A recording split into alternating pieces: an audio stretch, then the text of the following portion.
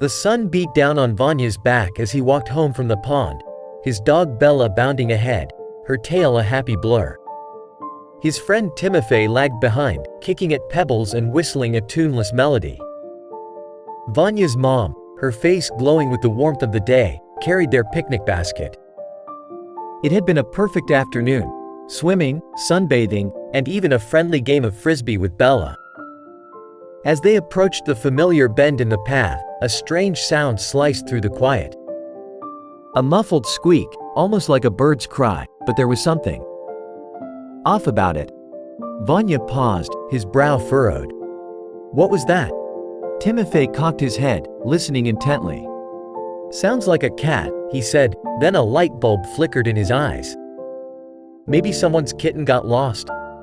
Bella, always eager for a chase, started sniffing the ground excitedly. The sound seemed to come from the undergrowth, so Vanya, Timofey, and his mom followed the dog, pushing aside the leafy branches. Then, nestled amongst the roots of a large oak, they found it.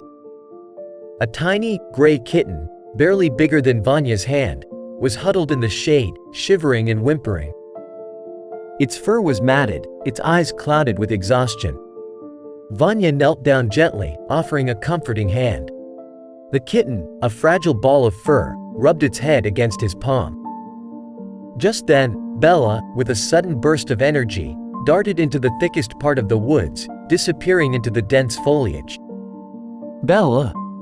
Vanya called, worried. He, Timofey, and his mom followed, the kitten clutched safely in Vanya's arms. As they reached a small clearing, the sound of the squeak came again, amplified. Bella was digging frantically near the base of a large tree, her paws flying as she unearthed the soil. Vanya's heart leapt. More kittens? He gasped, staring in disbelief at the tiny creatures emerging from the dirt. 3 more, all as small and weak as the first, huddled together, shivering and meowing piteously. It was then Vanya's mom understood. Someone had buried the kittens alive. A wave of anger washed over her, a hot, bitter feeling that clawed at her throat. But it was quickly replaced by a fierce determination to protect these innocent beings. Gently, they lifted the kittens from the shallow grave and placed them into a soft, old bag. The air was thick with the scent of pine needles and damp earth, but the whimpers of the kittens were the only sounds that mattered. Back at home, Vanya's mom cleaned the kittens' eyes with a warm cloth, their tiny bodies trembling in her gentle hands. They fed them milk from a dropper, the tiny creatures lapping up the sustenance with the eagerness of the newly rescued. As soon as their bellies were full, the kittens curled up together, exhaustion pulling them into a deep sleep. Vanya watched them, his heart overflowing with a mixture of sadness and relief. He felt a surge of gratitude for the squeak that had led them to this clearing, for Bella's intuition that had unearthed the hidden tragedy.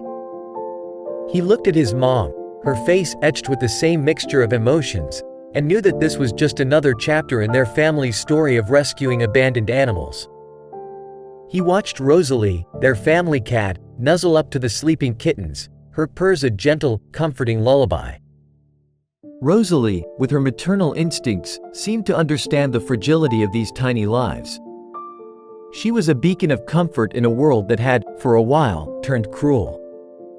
The kittens, now safe and warm, were no longer just rescued animals.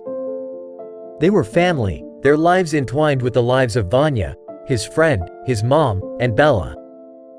And as Vanya looked at the sleeping kittens, he knew that even in the face of such cruelty, love and compassion always had the power to prevail. And as long as there were people like him, willing to listen to the faintest of cries, there would always be hope.